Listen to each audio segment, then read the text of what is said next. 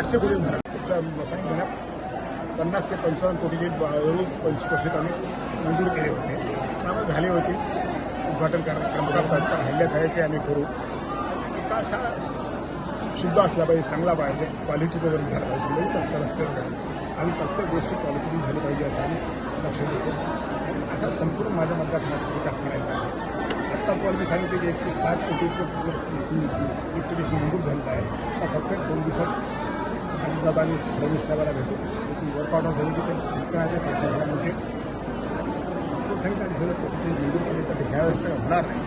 ज्या ज्या गोष्टी 100 फटाचं हॉस्पिटल आणलं आम्ही मानले, 4 PHC मंजूर केल्या, 2 ठिकाणी झाल्या, पाचवडीला झाली, दुसरीकडे 3 PHC मंजूर करून लागल्या आहेत.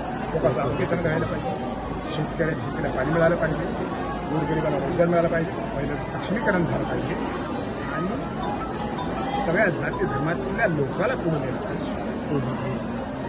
आपला भाग मतदारसंघात दुष्काळी म्हणून ओळखला जातो. यावर्षी देखील जसं पाहिजे तसं सरासरी पाऊस पडला नाही. पाऊस पडला त्याची नोंद झाली नाही.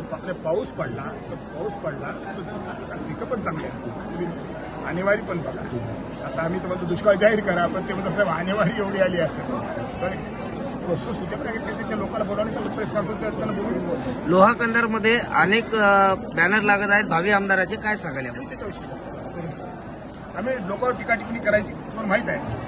हौसे 900 बाजारात जत्रेत येतात, त्यांच्याविषयी काय बोलतात. माझी जीभ खराब करायची नाही, लोक ठरवतील. आपण असा विश्वास भाषणामध्ये केलाय की मी 1 लाखाच्या लीडने निवडून येणार. 100%.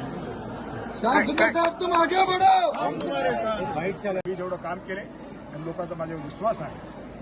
कुठल्याही मतदारसंघातल्या एखाद्या माणसाला फसवणं, अहो दवाखान्यात असलं तरी सीएमकडनं निधी मिळून विचारा.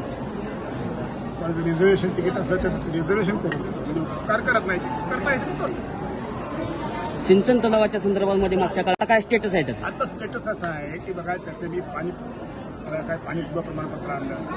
स्ट्रॅटा जो असतो ना खर्च धरण करता येते ते पण मंजूर सगळं झालं. पण आता 2-3 महिन्यात टेंडर